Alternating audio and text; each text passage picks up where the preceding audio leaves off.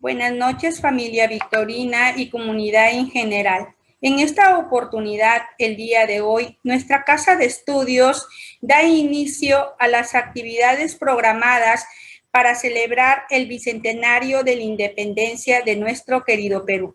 El día de hoy, el profesor Edilberto Vidal Rumiche disertará el tema Rol de la Iglesia en la Independencia, en la Educación y Cultura del Perú. Gracias.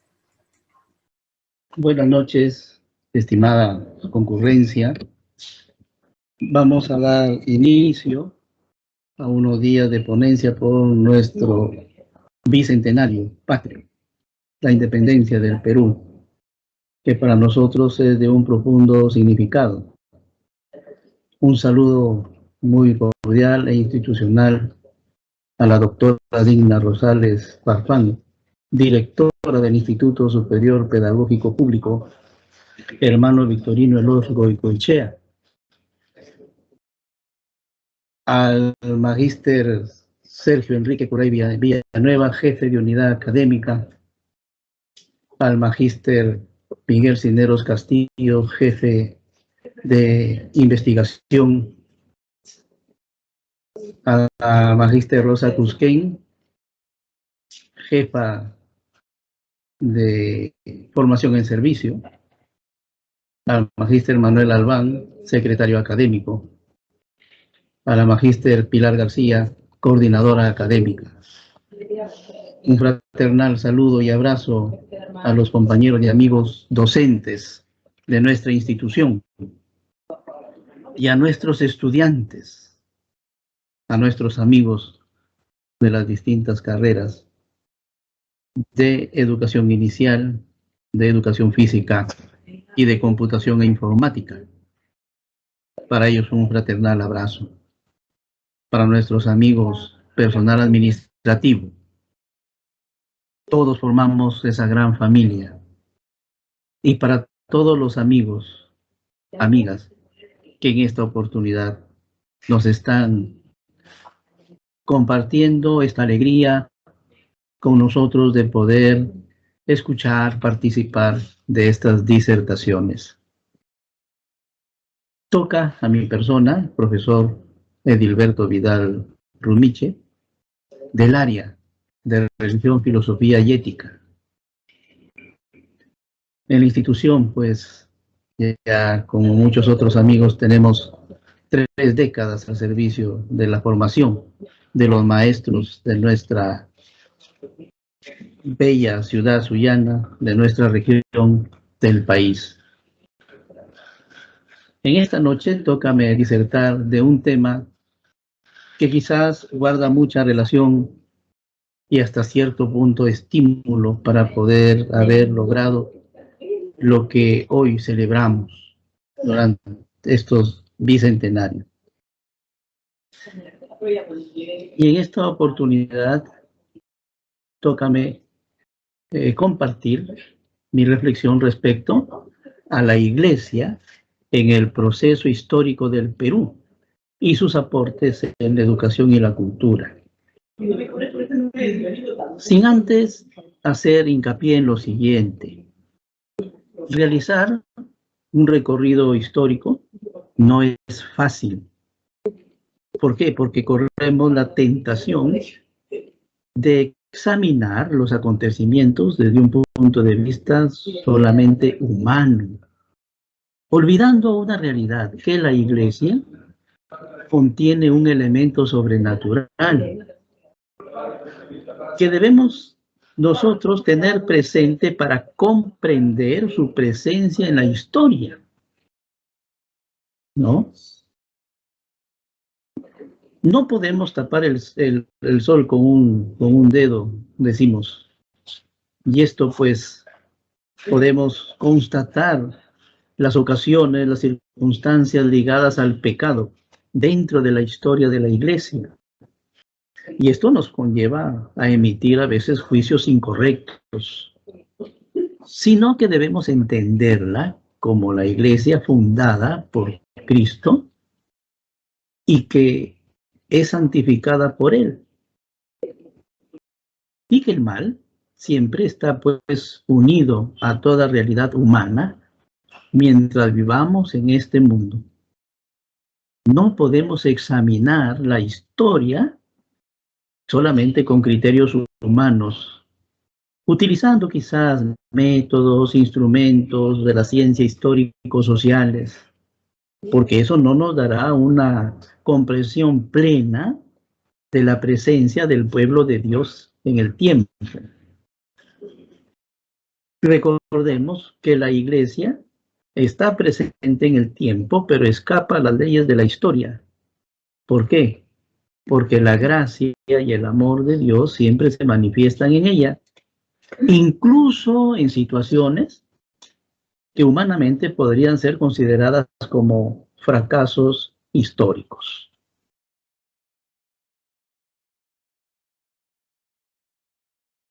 En 1492, descubrimiento de América, el Nuevo Mundo. A esta alusión hizo hincapié el hoy San Juan Pablo II, Papa de nuestra Iglesia, cuando conmemoraron los 500 años del descubrimiento de América. Tuvo a bien él decir lo siguiente: con la llegada del Evangelio a América, se ensancha la historia de la salvación, crece la familia de Dios, se multiplica, para gloria de Dios, el número de los que dan gracias a Dios. Los nuevos pueblos del nuevo mundo son desconocidos para el viejo mundo, pero conocidos por Dios desde la eternidad, y por Él siempre abrazados con la paternidad que el Hijo nos da a saber en la plenitud de los tiempos.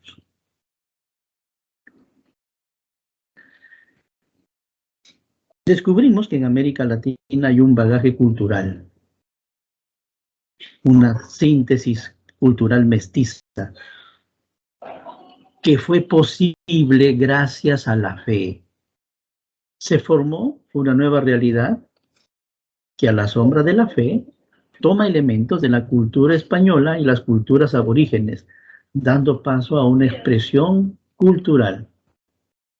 La síntesis viviente que es América Latina no se hizo sin conflictos, pero el papel que desempeñó la fe y la Iglesia contribuyó a la integración y reconciliación de esas contradicciones. Fue un largo proceso que se fue dando por etapas y que aún hoy es algo todavía incierto, es inacabado, que todavía requiere la participación de los hombres latinoamericanos. Pero todo ello tiene origen en los esfuerzos realizados por los primeros evangelizadores españoles. En el Perú, desde un inicio, con los españoles vinieron grandes personalidades.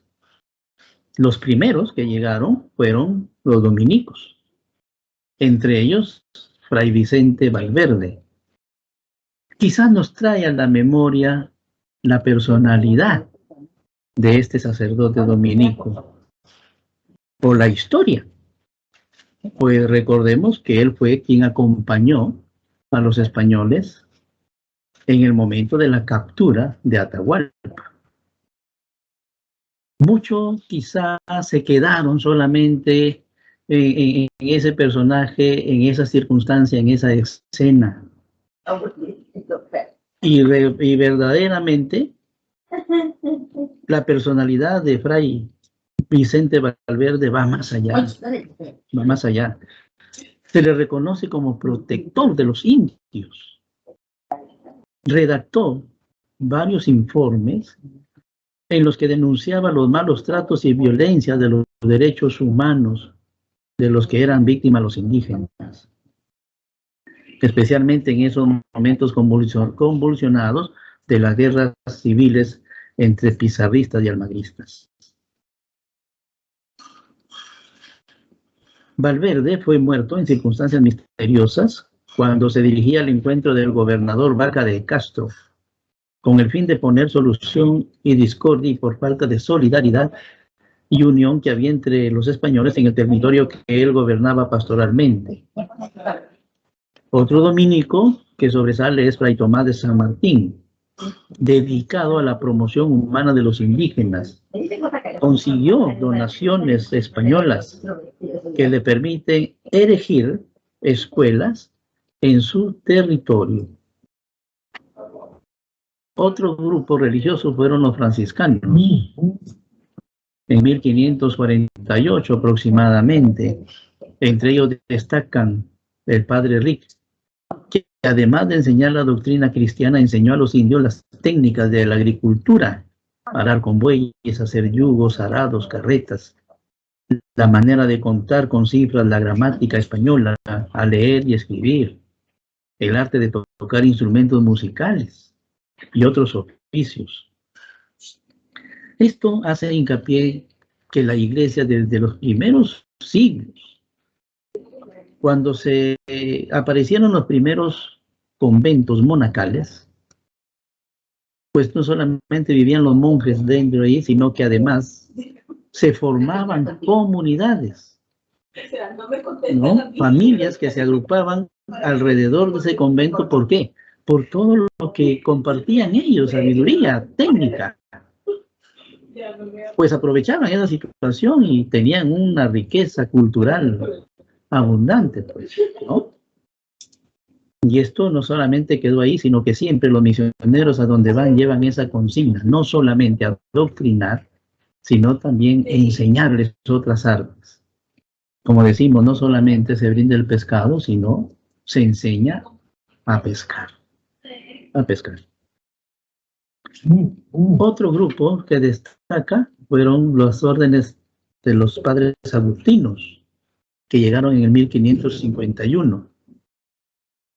Aquí va a sobresalir el primer mártir del Perú, un agustino, el padre Diego Ruiz Ortiz, quien él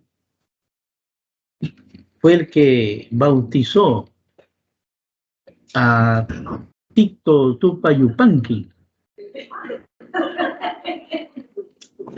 Este personaje con toda su tribu, pues, se convirtió al cristianismo, pero ocurrió que Ticto Cusi Yupanqui se enfermó y el padre Diego Ruiz Ortiz quiso curarlo. Malinterpretaron más bien sus familiares porque murió y lo acusaron de que lo había matado. Fue hecho prisionero, flagelado, ¿no? Y sobre todo, obligado a celebrar misa para que lo resucitase, cosa que no sucedió. Y entonces, pues, de un golpe en la nuca, narra así la historia, lo mataron a este sacerdote. Otro grupo importante que también llega con los españoles fueron los jesuitas, enviados por San Francisco de Borja. También ellos siguieron esa gran labor, no solamente de adoctrinar, sino también de educar. Comienzan desde ya la iglesia, pues, en esa misión de la educación. Y no solamente eso, sino que también tuvieron una gran labor misionera y ensayaron nuevos métodos de evangelización en la liturgia, en la predicación, la labor asistencial. Crearon hospitales, reparto de limosna y víveres a los más pobres, ¿no? Sobre todo la predicación, donde también ellos mucho, pues, destacaron. Otras órdenes que después llegaron también con los españoles fueron los mercedarios. En Piura tenemos, pues, de que hubieron los primeros mercedarios que ahí edificaron una capilla, pero luego pasaron más al sur. Otra orden que también vino al Perú fueron los carmelitas en 1592. Ellos sí se establecieron, pues, en Lima. La iglesia tuvo una labor fundamental también dentro de la organización en el Perú. Recuerdan ustedes que antes, pues, los territorios eran grandes, hablando geográficamente. Y la primera diócesis peruana abarcaba, pues, desde Ecuador hasta Chile. Y entonces pidió en ese momento el primer obispo del Cusco, Fray Vicente Valverde del Dominico, pidió al rey Carlos V la división de la diócesis cusqueña en 3 obispados, una en Lima y otra en Quito, y pues la del Cusco que quedó como tal, ¿no? La del Cusco incluía Chile, la de Lima llegaba por el norte hasta Trujillo y parte de Piura, por el sur hasta la ciudad de Arequipa, y por el oriente hasta Chachapoyas, actual Huamanga, actual Ayacucho. El primer obispo de Lima fue Fray Jerónimo de Loaiza, de la orden, pues, de los dominicos. En esta época sobresale un personaje importante, Santo Toribio de Mogrovejo, un español, que se santificó en tierras peruanas.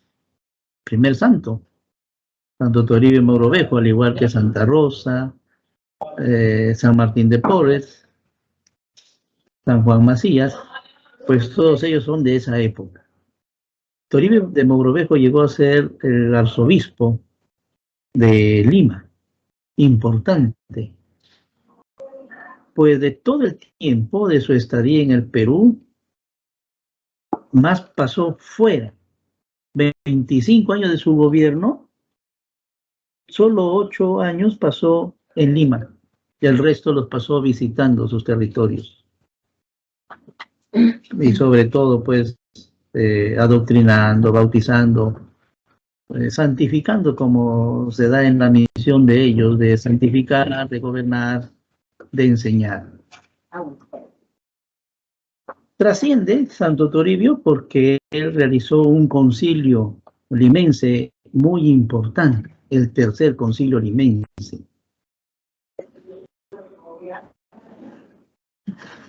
Y en primer término, los aspectos que él tocó en ese concilio fue sobre todo la de el adoctrinamiento para los indígenas y el mejor trato, ¿no?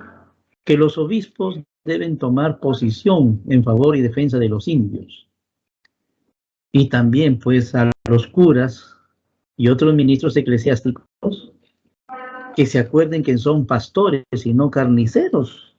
Imagínense frases tan fuertes, decirles a quienes deberían cumplir esa noble misión.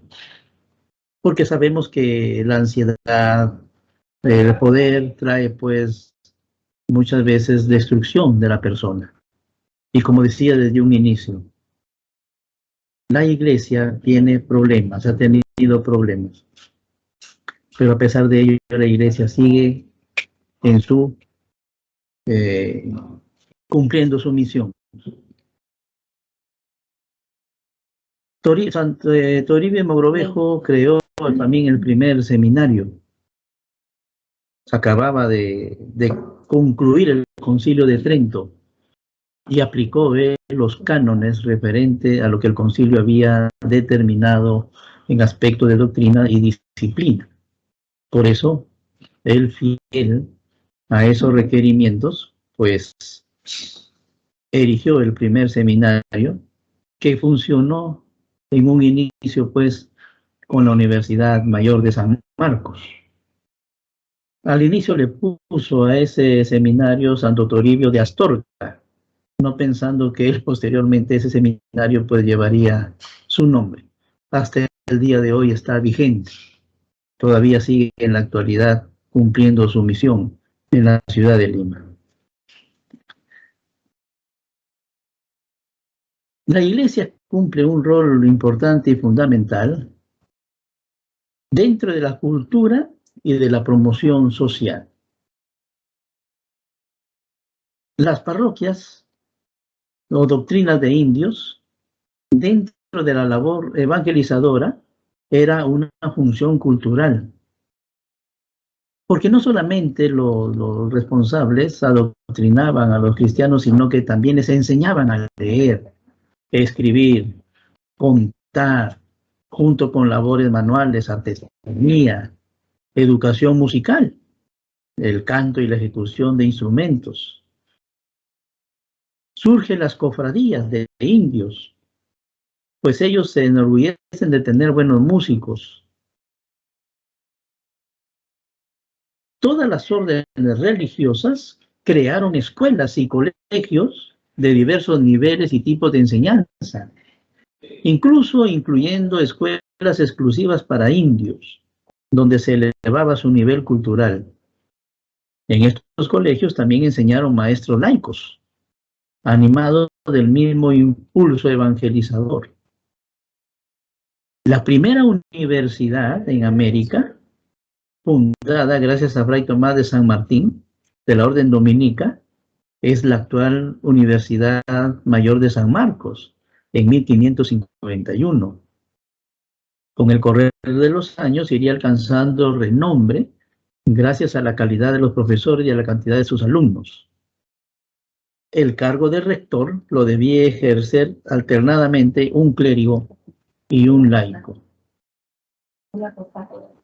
También fueron numerosos los colegios fundados, que son a su en tiempo de esplendor, elementos que más contribuyeron a la formación cultural, tanto de los españoles y criollos como de mestizos e indígenas. Sobresale también las obras de promoción social, obras de la caridad, que se pueden mencionar en el periodo de la primera evangelización, la escuela para indios, para mestizos, los hospicios que habitualmente los acompañaban, las misiones de las órdenes religiosas que protegieron a la población indígena de los interesados en obra de mano barata. Imagínense, ya desde esa época se aprovechaban de la ocasión de obra de mano barata. Y esto no es mucho que decir, ¿no? No muy lejos. Cuántas empresas, cuántos hermanos extranjeros que vinieron al Perú en busca de un trabajo son aprovechados y hasta cierto punto explotados de su mano de obra actualmente. Los conventos masculinos y femeninos no solo abrieron sus puertas a los distintos sectores sociales de la población, sino que daban de comer, daban techo y asistencia sanitaria a quienes lo solicitaban. En el lenguaje de hoy diríamos que la caridad no fue solo asistencialista, sino que creó fuentes de trabajo y empleo para la población, dentro de un marco global de búsqueda de integración entre las diferentes tradiciones culturales. La Iglesia en el siglo XVIII. Aquí se puede describir como un periodo de decadencia. Lo esencial de la obra evangelizadora ya estaba hecho, pero hubieron malos ejemplos de muchos hombres de iglesia en esta época. Pero eso no pudo destruir las raíces que la fe ya había echado en el corazón de los indígenas. La relajación se introdujo poco a poco en los conventos y no hubo nadie que pusiera fin a estos males, aunque hubo secciones, ¿no? Ello no hace sino confirmar que el mal era generalizado. Pésimos ejemplos, generalmente, de órdenes y congregaciones religiosas, y uno que otro miembro secular. Solo, según la historia, nos dice que la Compañía de Jesús, los jesuitas, en esa época daban, pues, una medida libre de la presencia de estos males. Sin embargo, fueron echados del Perú. En 1767, el rey Carlos III, por influencia de ministros que tenía, liberales y masones, decretó la expulsión de los jesuitas de todos los dominios españoles, sin alegar justificación alguna. Y pues en el Perú fueron echados, ¿no? El virrey Amat en 1767, en secreto, fueron asignados en barcos y conducidos a España. Entre ellos iba un joven estudiante arequipeño, Juan Pablo Vizcardo y Guzmán, autor de la célebre Carta a los Españoles Americanos. Con la expulsión de esta orden religiosa, centenares de pueblos y ciudades quedaron desprovistos de beneficencia social y atención religiosa y educativa. Había una mediocridad entonces imperante que se manifestaba en la falta de profundidad y solidez en las obras filosóficas, teológicas de la época. Prácticamente manifestaban flojera y relajo en la disciplina intelectual. En la oratoria, era una oratoria decadente, la oratoria sagrada, ¿no? Prácticamente denotaban mucha palabrería y guachafería en los sermones religiosos, con poco contenido aprovechable. Los métodos que utilizaban eran anticuados, lerdos, no respondían al modo de pensar de la gente de la época. Sin embargo, frente a esto se hace un remedio. Y en el Convictorio de San Carlos, bajo la dirección de Toribio Rodríguez de Mendoza, defienden la actualización de los estudios eclesiásticos. Hizo ver la importancia del estudio del derecho natural, las ciencias naturales, la teología positiva y moral, e introdujo el estudio de la historia. Esta labor será continuada en la época republicana por otro gran hombre de pensamiento, Bartolomé Herrera. En la independencia, y la república, algunas de las posturas ideológicas que asumieron los que participaron en la lucha de independencia no siempre estaban de acuerdo con los principios sociales de la enseñanza cristiana. No tomaban en cuenta todo lo que exigía la dignidad del ser humano. Ser llamado por Dios a vivir la justicia en el amor. Asimismo, había quienes negaban a la Iglesia todo derecho de intervención en la vida pública, reduciendo la fe cristiana a un asunto meramente privado. No faltaban tampoco declaraciones anticlericales, laicistas y a veces declaradamente ateas. No estamos lejos. Aún se sigue, ¿no? Piensan que la Iglesia solamente se encargue de la oración, de la liturgia, que de política nada que ver. Pues ese es un error, porque hay que saber distinguir misión de la jerarquía y la misión de los laicos. Bien claro dice el Vaticano II. Los laicos debemos tomar las riendas de nuestro quehacer temporal, de nuestras realidades temporales. La justicia, la dignidad y todo aquello que dignifica al hombre, debemos nosotros siempre velar y luchar. Por eso es que debemos meternos en el rol político, ¿no? A veces, bueno, en unos inicios hubieron quizá partidos con nombres cristianos, quizá su fundador tenía la mejor intención de poder tener esa doctrina de la Iglesia, pero ya pues los seguidores distorsionan, ¿no? No es lo mismo lo que dice el que hace, da origen a algo, que los seguidores, porque muchas veces ellos distorsionan eso. Y lo vemos, ¿no? Que algunos eso opinan, la Iglesia a un lado, la Iglesia no tiene que ver nada con las realidades temporales, y eso es un grave y craso error. Hubieron obispos que se opusieron a esa parte de esa independencia en el Perú, porque estaban coludidos, pues, y eran españoles.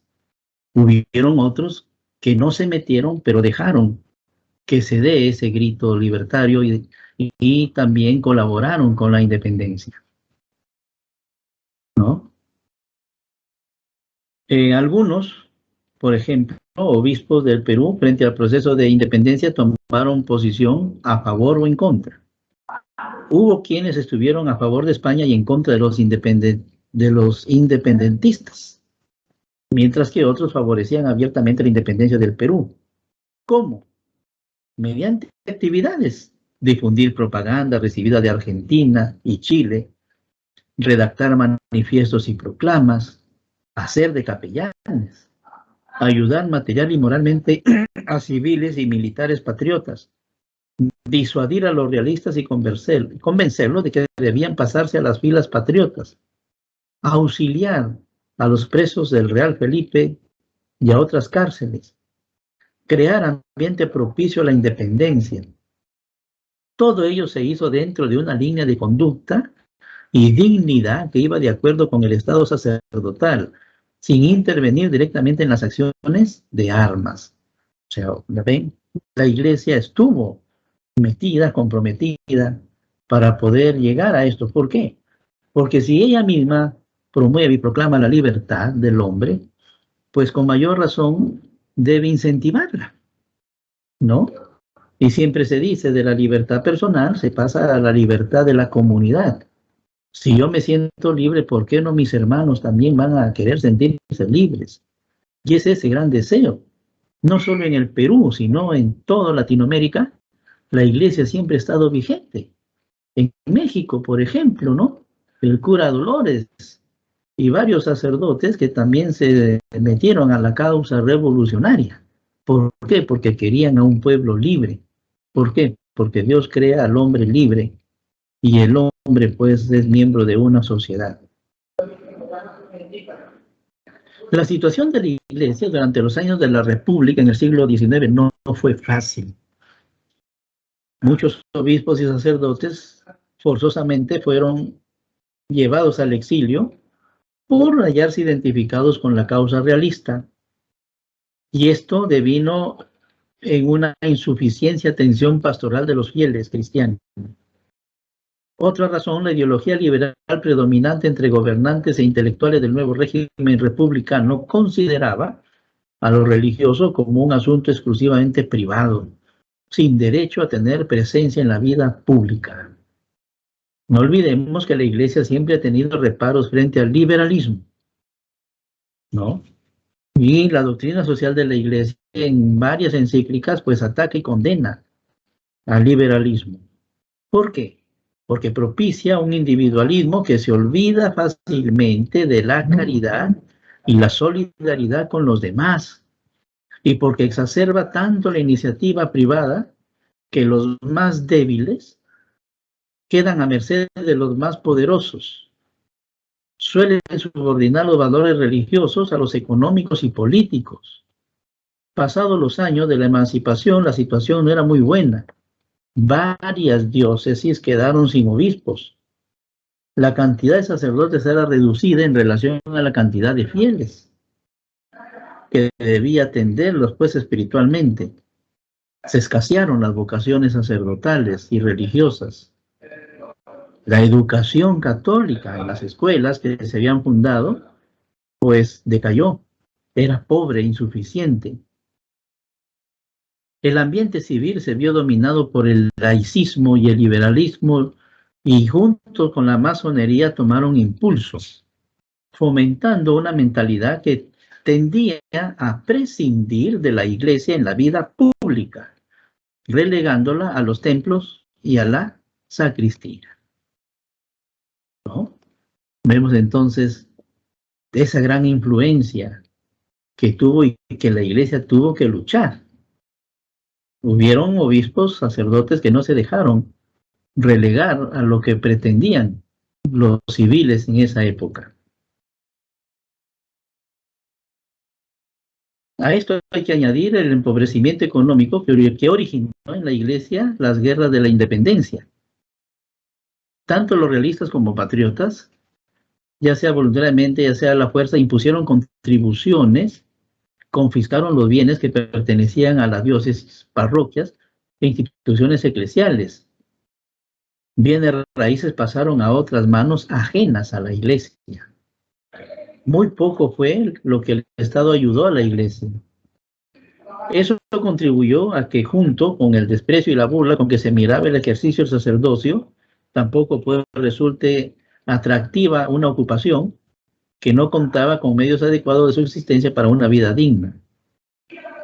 El sacerdocio no tiene una finalidad lucrativa, pero de hecho merece una remuneración mínima para la subsistencia digna del candidato.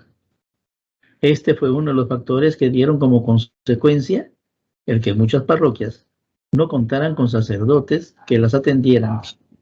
De esta falta de personal eclesiástico es uno de los males que se ha arrastrado a lo largo de la vida republicana del Perú.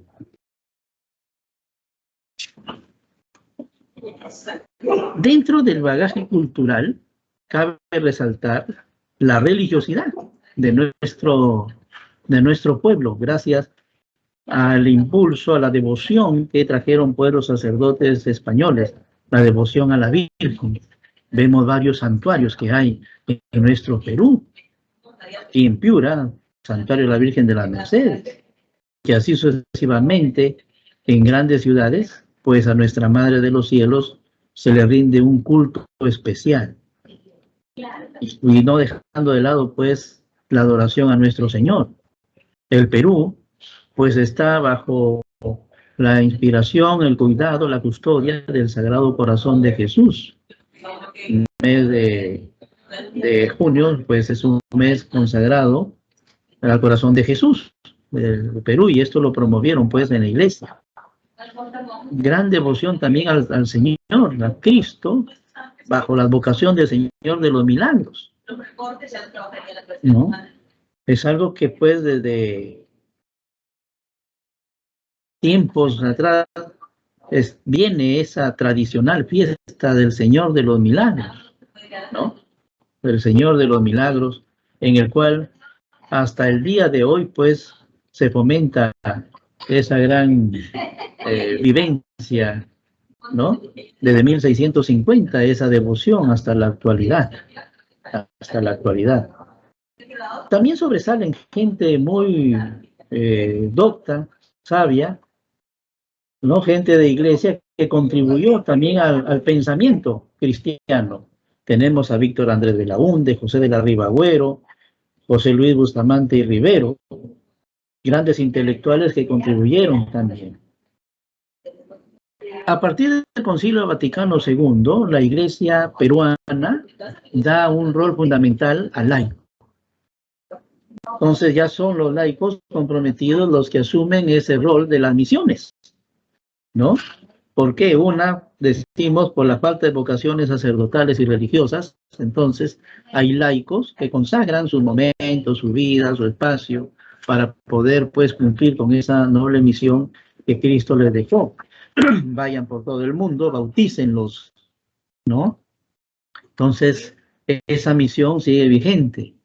También hay pensadores e intelectuales que últimamente dieron un gran movimiento dentro del quehacer teológico latinoamericano, la teología de la liberación.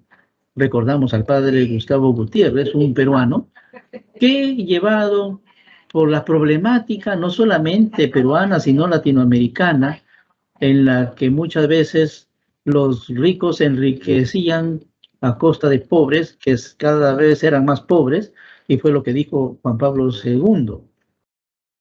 Ricos cada vez más ricos a costa de pobres cada vez más pobres. Y esa voz pues resalta en la conciencia de los peruanos y hacen buscar un nuevo método de quehacer y reflexión de la persona. El Perú ha tenido, gracias a Dios, una bendición. 2 papas nos han visitado, en 1985 y el 88, San Juan Pablo II. Tuve la oportunidad de, cuando visitó San Juan Pablo II en 1985, conocerlo cara a cara, a estar a 1 metro de distancia con él. El Papa Francisco también nos ha visitado en 1918 o 19, y también nos dejan esos mensajes de siempre, ¿no? Cuidarnos, la dignidad de la persona, del medio ambiente, y sobre todo el aspecto de la solidaridad y la caridad que debe existir.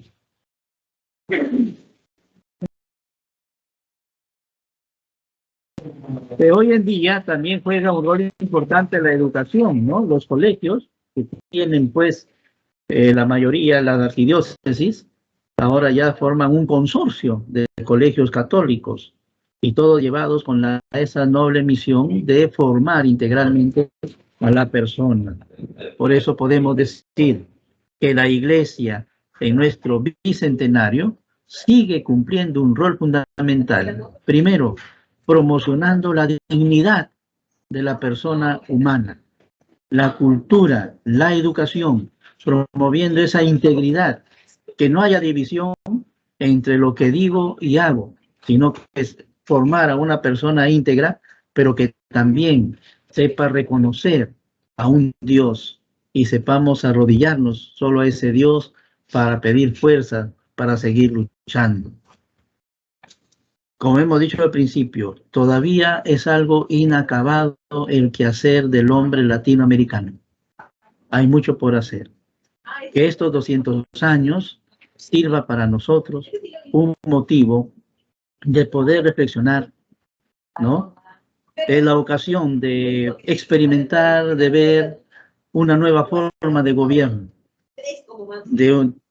Surge, ¿no? De algo tan sencillo, tan humilde, irrumpe en la historia, pues me hace recordar el papel de Cristo en el mundo, que irrumpe en la historia. ¿Quién iba a pensar que un personaje sencillo y humilde pues transformara la humanidad, transformara al hombre? Pero esto no solo, sino poniéndose en manos de Dios. Padre, en tus manos encomiendo mi espíritu, dijo Cristo al final. Y ese espíritu que lo fortaleció en todo momento, Dios que lo sostuvo en todo momento, es lo que pedimos hoy y para siempre, para quienes nos anteceden, nuestros hijos, nuestros nietos, nuestra descendencia, para que todo sea pues bienestar, bienestar. Que estos 200 años permitan en nosotros buscar mejoras en la educación, formándonos para poder formar, en la cultura, respetando las formas de ser tan ricas de nuestro pueblo y esas costumbres, revivirlas, porque ahí está la sencillez y la humildad. ¡Viva el Perú!